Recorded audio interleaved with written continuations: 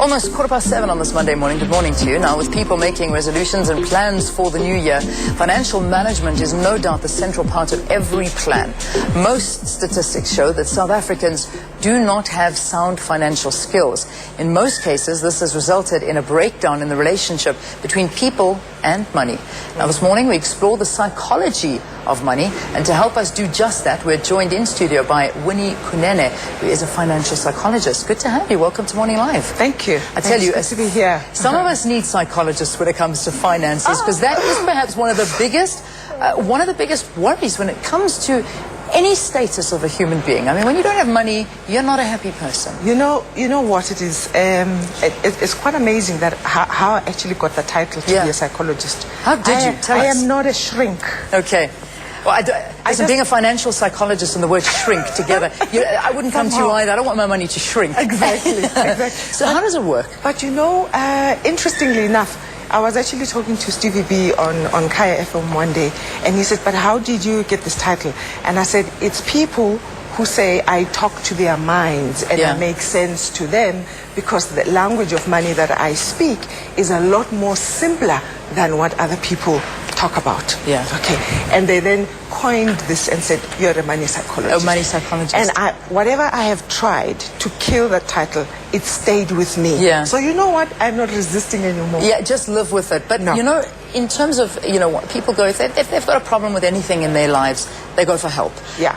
And that's perhaps where it comes from. Yes. And let's give people help. We're sitting in 2011. Yeah. These years, 2010 was a tough year. 2009 was a tough year. I'm talking financially for the majority of people. Yes. Give us a very quick snapshot. What do you think 2011 holds in store for us? The reports that we hear worldwide, you listen to CNN, you listen to SABC too, all the channels are talking positively that the financial world is recovering from the recession, everything might look nice and it's all hunky-dory.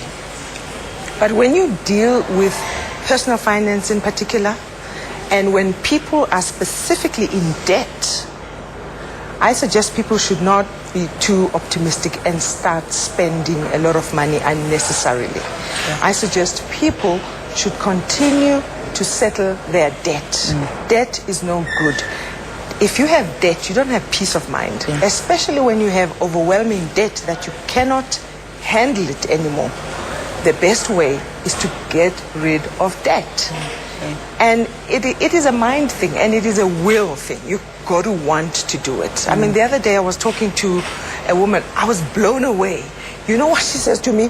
Excuse me. I have been on debt counseling. I have been on everything possible to help me get rid of my debt.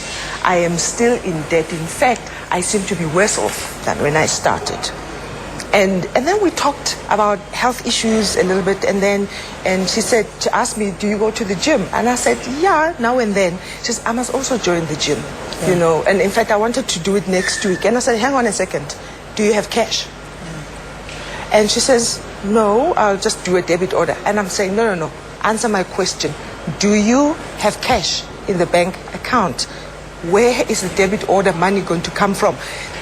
Somehow, people believe, there are some who believe that for as long as I have a banking account and I have a checkbook and I can arrange a debit order, whether I have money in it or not, it doesn't not matter. An issue. Yeah. Somehow they just don't get it. It's a frightening way of thinking, and yet what you're saying is right, because a lot of people are thinking, I won't worry about it, the bank will worry about it. The bank can pay it off. And that's, I have heard people from that where, they're perhaps going and buying a fancy car or a bigger house or whatever it may be, and saying, let the bank worry about it, it's fine. That's amazing. But it's not. It's not that simple. I mean, let's talk about blacklisting. Once your name has been blacklisted, what happens to you? You see, blacklisting, wow, what you're actually telling the world is that you are incapable of handling your finances. That's how serious that is. That you cannot be trusted to continue with your payments.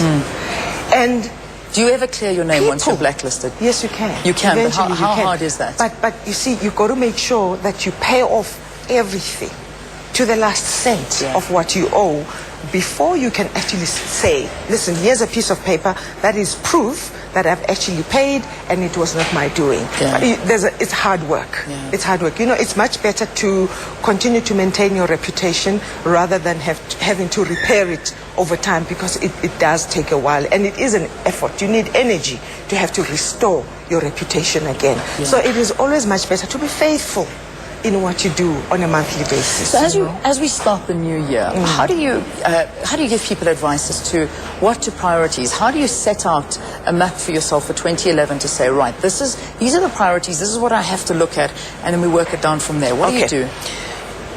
We had a discussion in the back room there just a few minutes ago. Here's the thing, here's a principle, because I teach young children from the ages of 10 years old up until 120 years old. Wow. Okay. So, and just on money and careers. Okay. Now, here's a principle that I teach, and remember it, please. And for everybody else who's listening out there, remember this: if you do not have your own goals, you will continue to fulfill the goals of those who have them. That is good. Because every shopkeeper and every business has a goal to take your money. Exactly. And that's the reality. Exactly. Even your friends. Even your friends will go to an extent of saving up, because they've got the goals. They go to an extent of saving up their own money, buying fancy cars because they can afford it. Okay?